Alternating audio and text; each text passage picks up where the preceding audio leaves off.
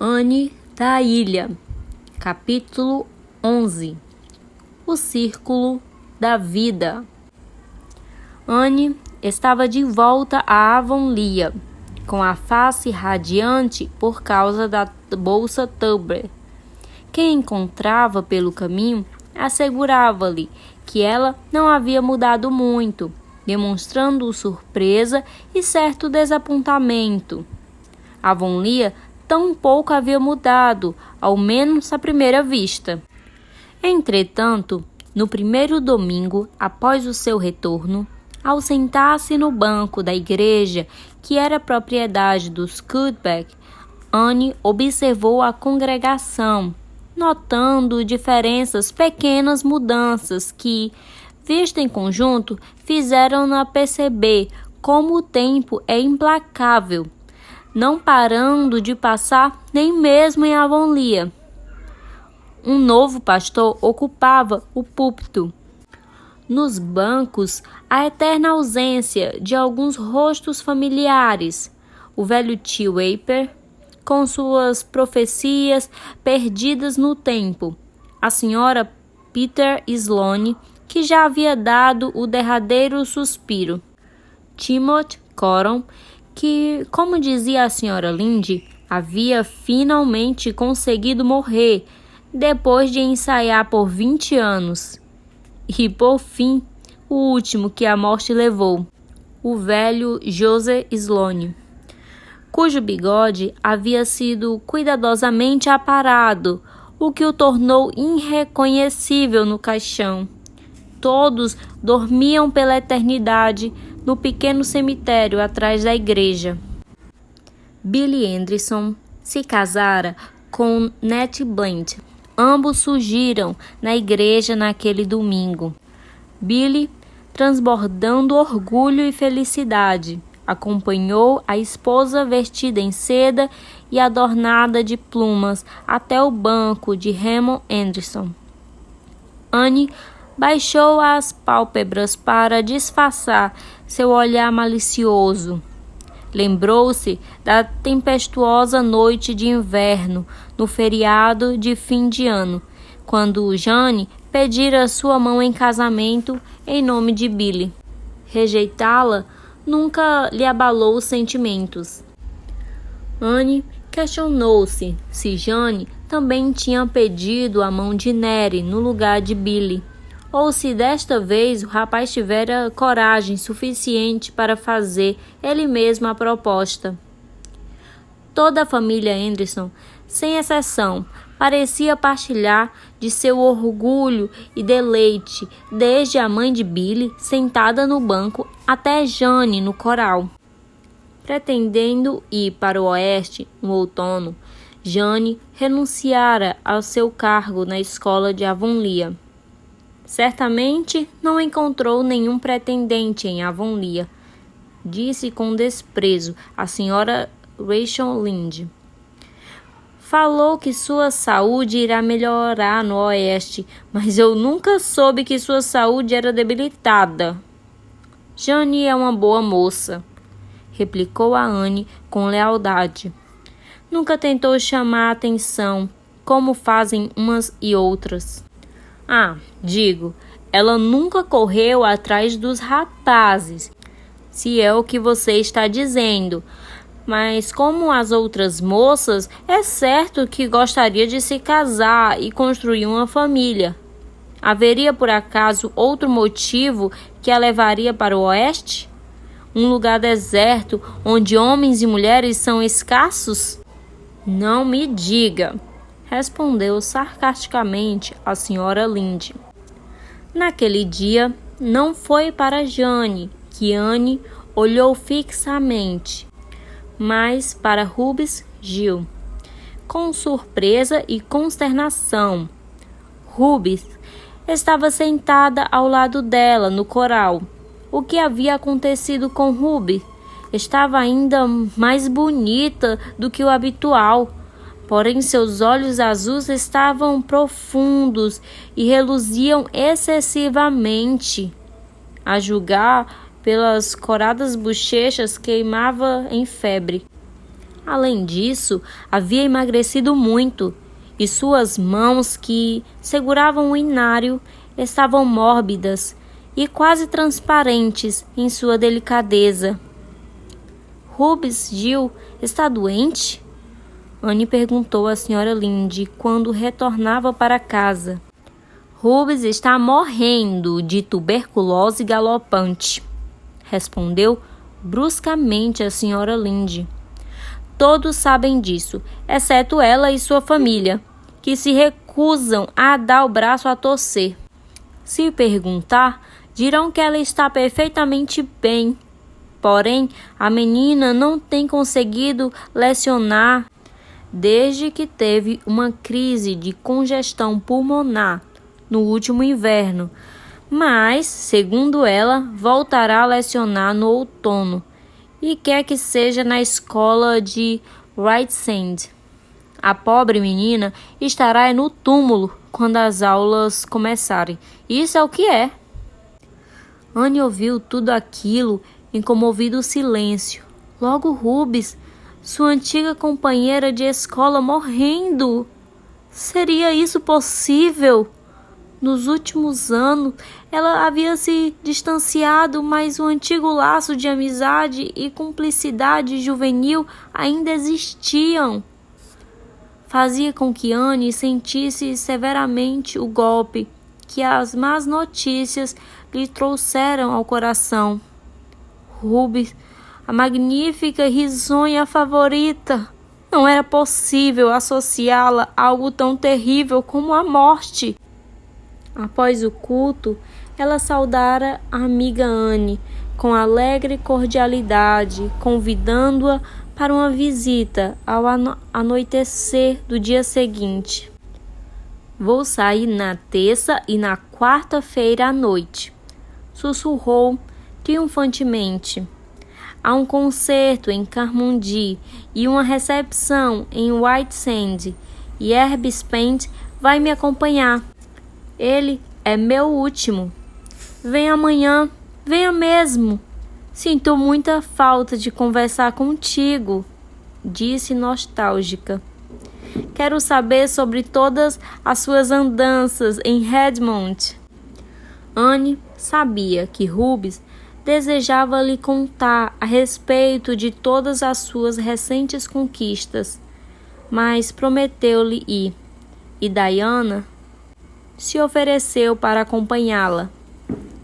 Há muito tempo que eu queria ver Rubens, disse ela quando saíra em Green Gable na tarde seguinte, mas definitivamente não queria ir sozinha. É terrível ouvi-la tagarelar por horas, fingindo que nada há de errado, mesmo não conseguindo falar uma frase inteira sem tossir. Ela está lutando desesperadamente pela vida e, pelo que dizem, não lhe resta nenhuma esperança. As duas caminharam silenciosamente pela estrada vermelha, à luz do crepúsculo.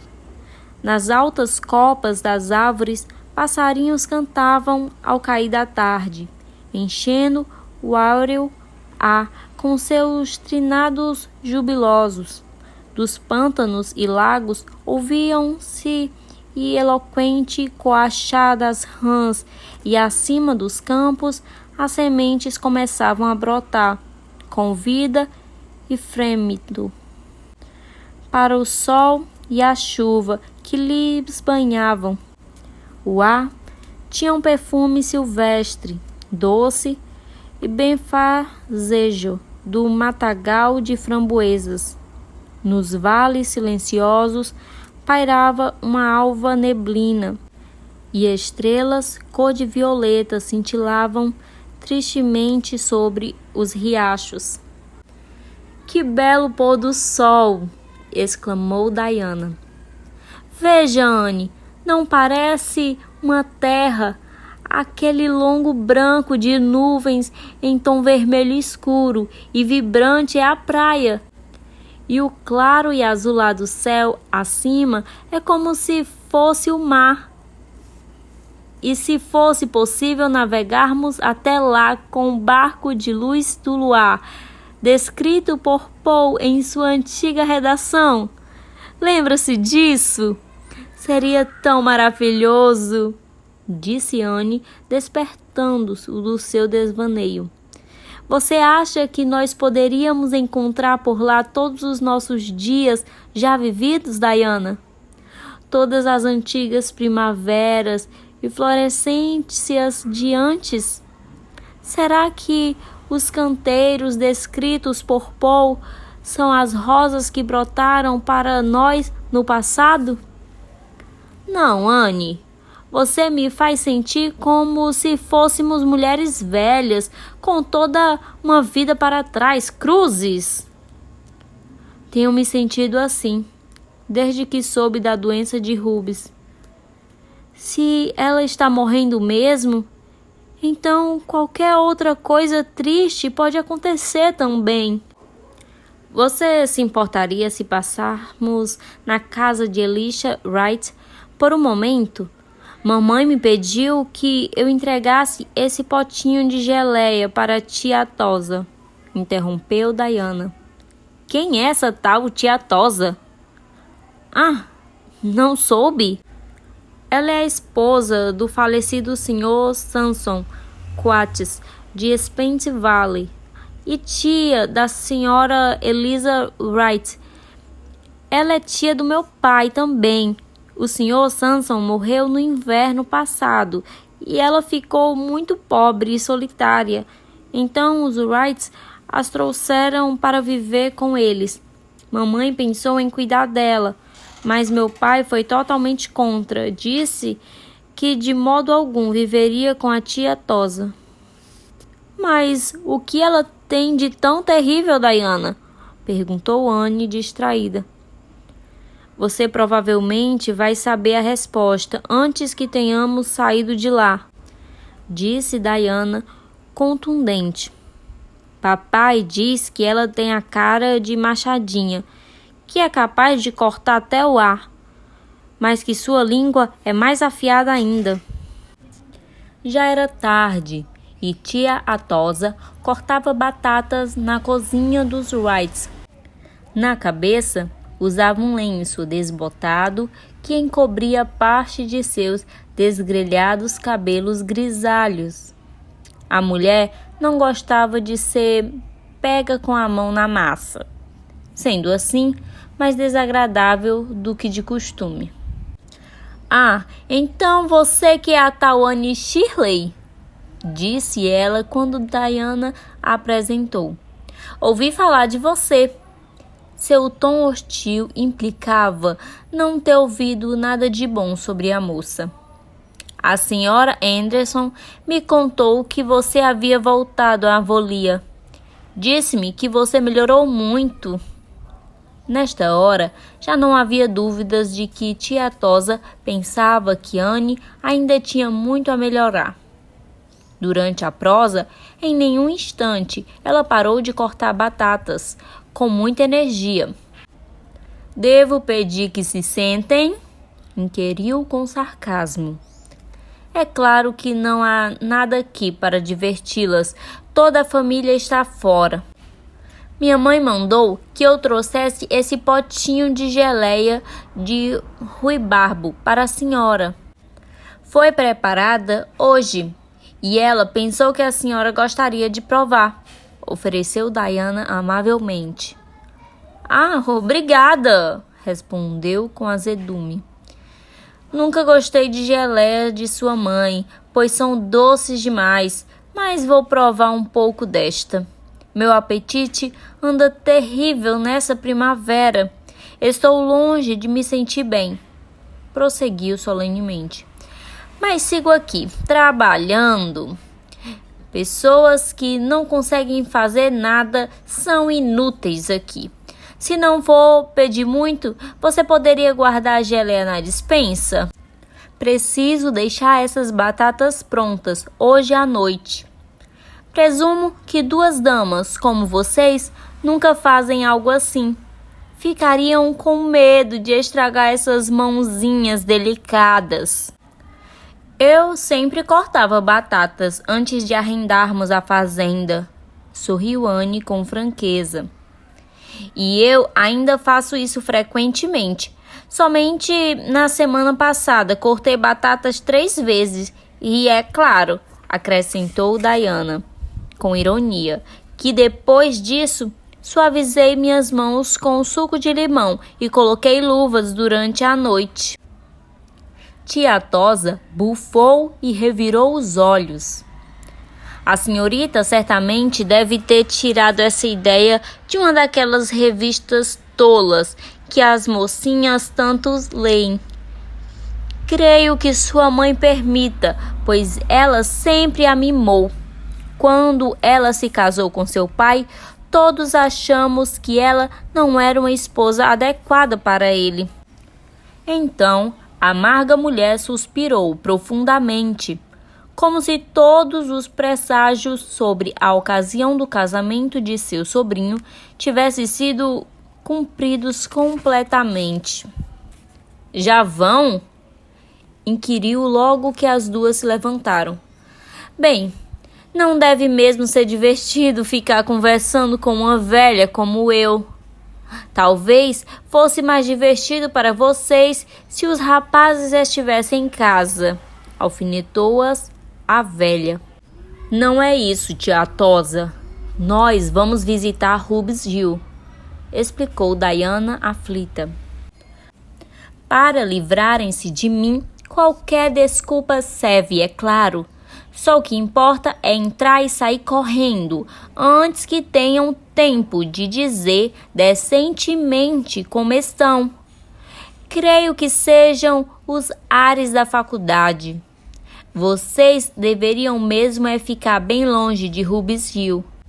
Os médicos dizem que tuberculose é contagiosa. Sempre soube que aquela menina iria contrair alguma coisa, perambulando em Boston.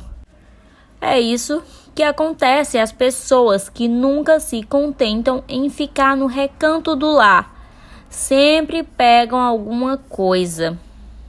É injusto que a senhora diga isso, pois as pessoas que ficam em casa também ficam doentes. Algumas até morrem, respondeu Diana com seriedade.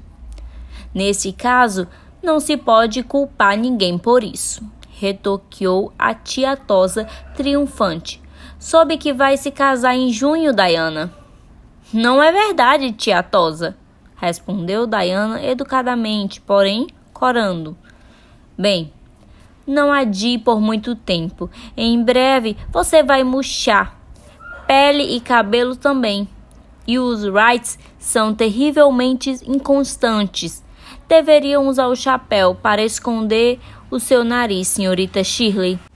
Ele está escandalosamente sardento. Deus meu, mas você é ruiva. Bem, certamente porque Deus assim o quis, não é mesmo?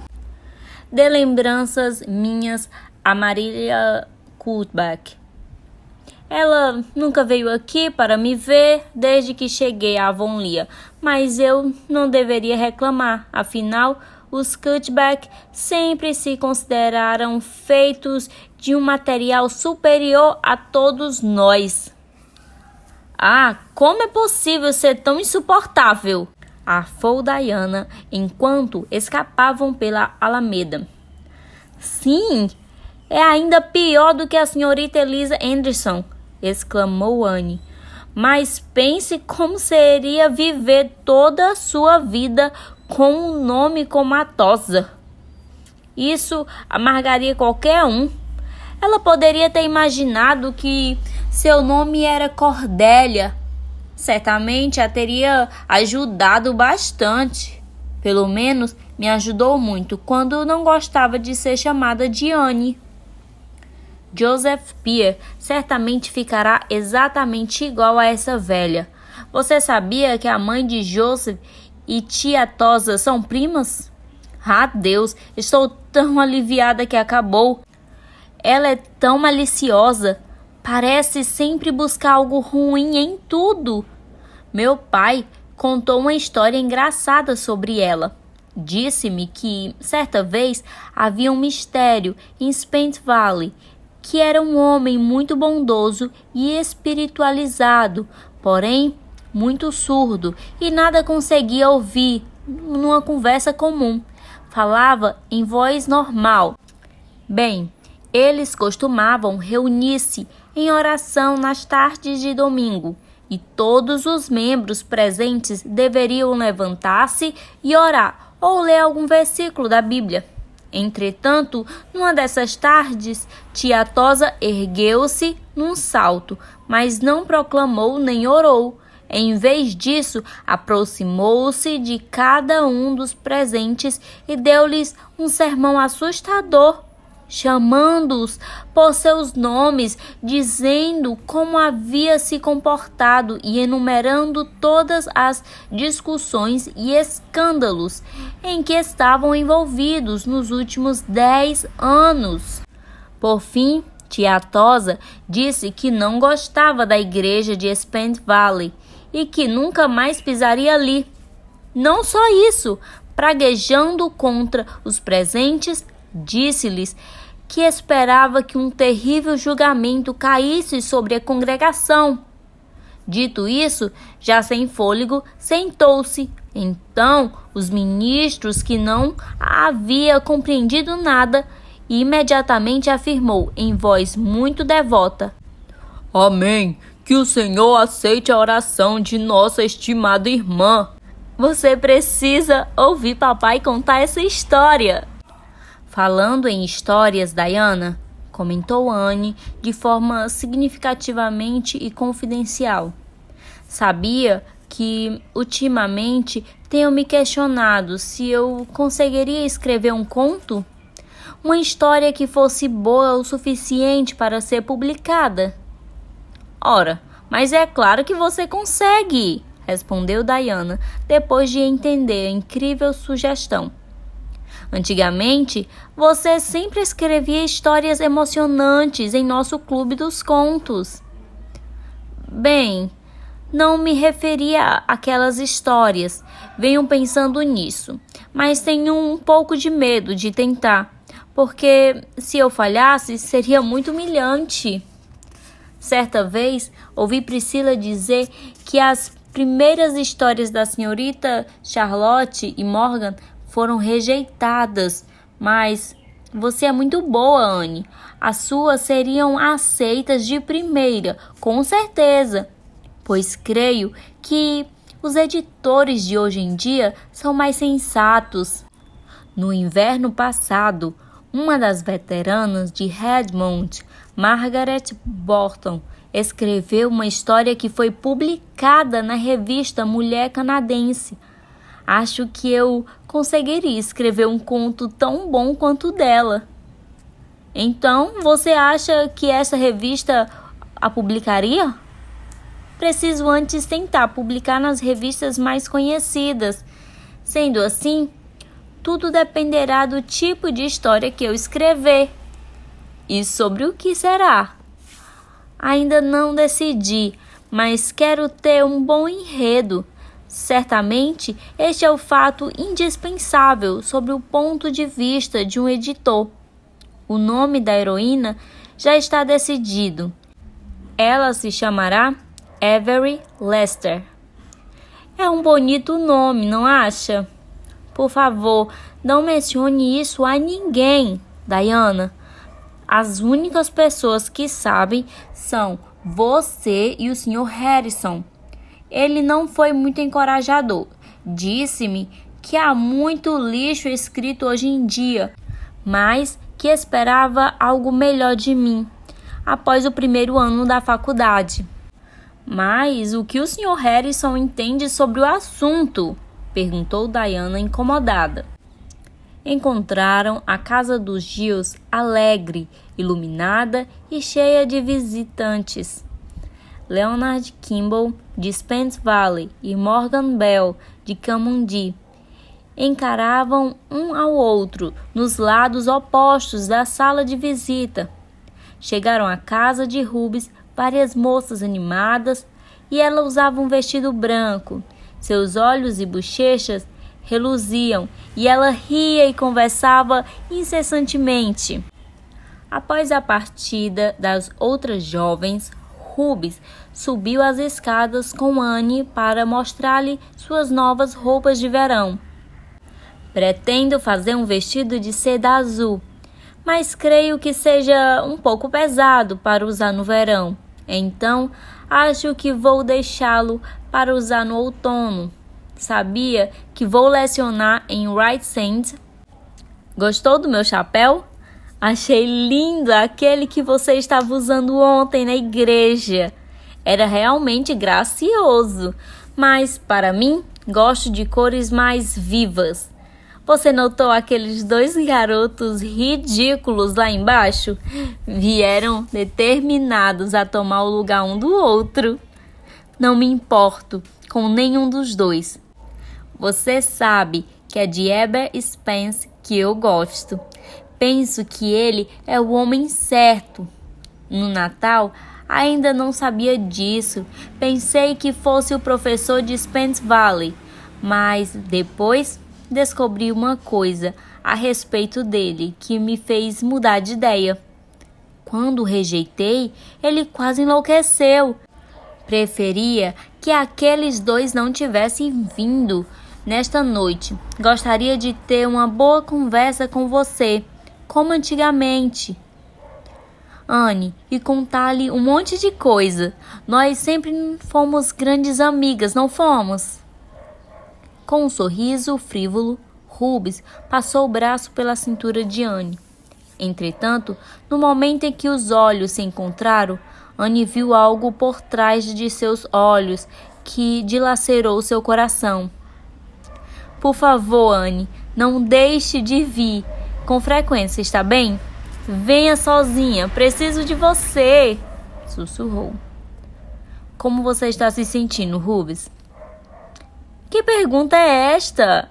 Ora, estou me sentindo bem, como nunca em toda a minha vida. Fiquei um pouco abatida por causa da congestão que tive no inverno passado, mas isso já não tem mais importância. Veja só a minha cor.